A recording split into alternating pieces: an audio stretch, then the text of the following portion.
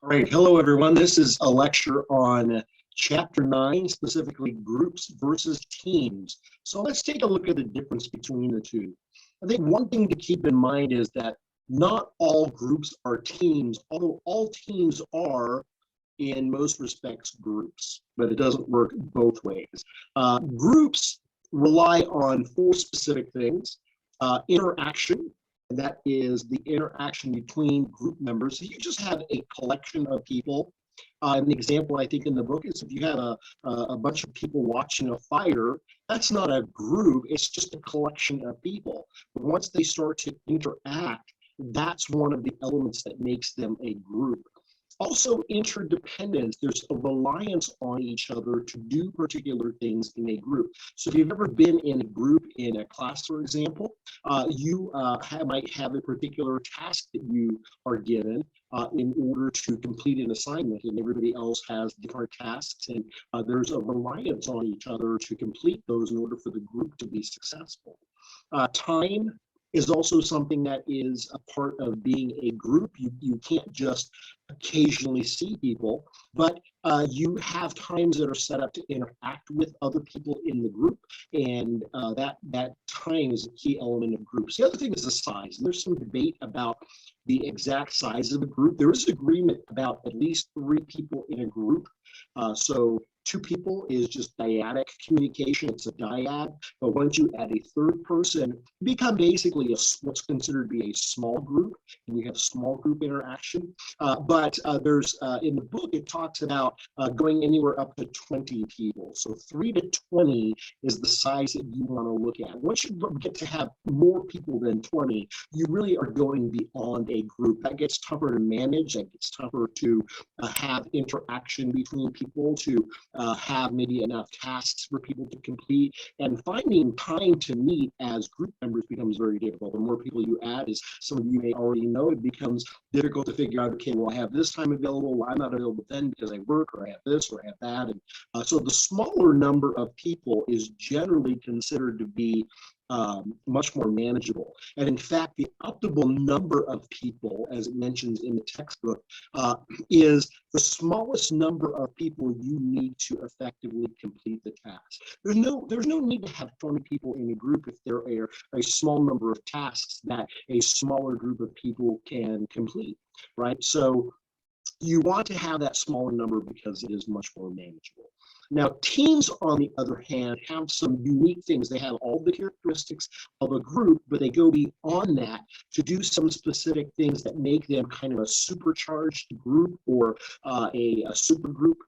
So one of the things are clear and inspiring goals. And not groups don't necessarily have this. People have different ideas about what they're trying to do and what they're trying to accomplish. And you have people who might have ulterior motives, things of that nature. But a team has a clear and inspiring goal where they unify around that goal. They have a results-driven structure, so they're looking at, we want to achieve this sort of thing, and we set up steps along the way that get us there. Groups don't necessarily do that. Everybody's kind of doing their own thing, thinking they're doing what they need to do, and at the end we'll put it all together. Well, that's not how teams operate. They have result-driven structure that incorporates interaction and interdependence at every step of the process.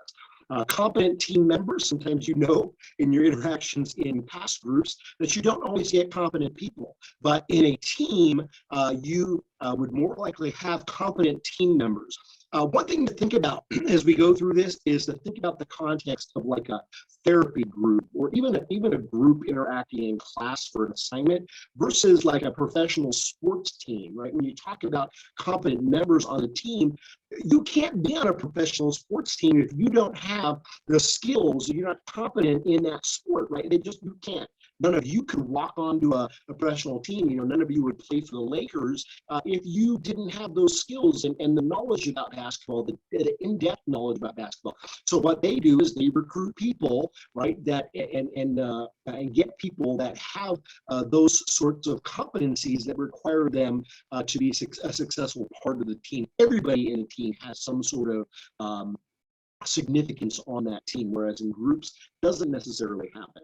There's a unified commitment, and again, you don't necessarily get that in groups, but in a team, like a sports team, for example, like the Lakers, any sports team, basketball, football, hockey, baseball, whatever it is, their goal is to win the championship. Right. So there's a unified commitment to that. And people who don't want to be a part of that commitment, don't want to make that commitment, often get traded or they get fired or whatever happens. Collaborative climate. You don't always get that in groups as well. Collaborative climate in a team environment is everybody works together rather than being assigned an individual task and then saying, get this done, and then we'll put it all together at the end. More likely to happen in groups if you've worked in groups in class, for example, in other classes. Whereas on a team, sports team, everybody is doing things with each other and they are working together to say, okay, here's what we should do. And even though you might have a task, here's what we think you should do, and then we will help you do that. So there's a collaborative climate on a team. Also, standards of excellence. And the example I want to share with you here is when I was in college, I was on my college speech and debate team. And we were one of the top 5 ranked programs in the country at the time. And that's because we had a standard of excellence. It wasn't just, we had these certain standards, but we actually talked about this phrase on our team, and that was the standards of excellence. Like, what do we expect to do at competitions? How do we expect to represent ourselves? How do we behave at tournaments, things like that? And so we talked about specific standards, and everybody on the team bought into adhering to those standards of excellence, and that's what made us one of the top 5 programs in the country when I was in college. External support and recognition. So if you're a team, people recognize that. You might get, if you win a national championship or you win the world championship, people recognize that. You have a fan base. You have all of these things that are part of teams and not necessarily groups. And the last thing is principled leadership. It's hard sometimes in a group to find someone who wants to take the leadership role. And a lot of times I think you might find in your experience in other classes where you've been in groups where, no one really wants to be the leader, so someone steps forward to be the leader. And that doesn't mean that they necessarily want to be the leader, but they take, kind of the reins and organize things because someone in the group has to do that. Whereas on a team, you have principled leadership. You have someone who specifically is the leader, for example, the coach on a team, and they direct the team and they follow certain guidelines and principles in the leadership of that team.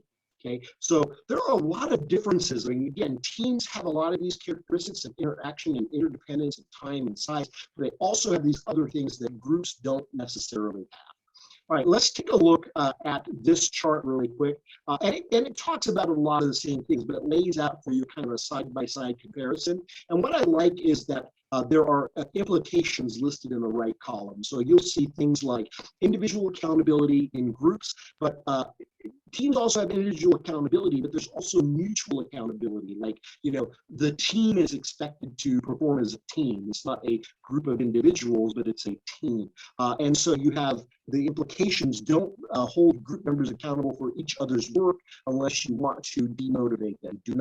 Do hold team members accountable for team outputs, right? So everybody has to contribute to the team doing something, where in groups you don't have that. You have individual accountability among group members, and so on and so forth. So you can look at this. Groups occasionally gather together. Teams frequently come together. So we talked about kind of a heightened sense of interaction with team members. Getting together is usually about swapping perspectives and sharing information about the wider working environment in a group.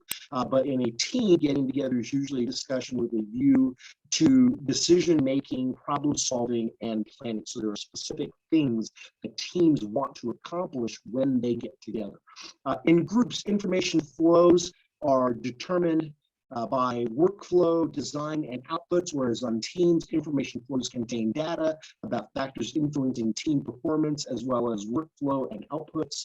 In groups, the focus is on individual goals. On teams, there are on shared goals. In groups, you produce individual outputs. In teams, you produce collective outputs.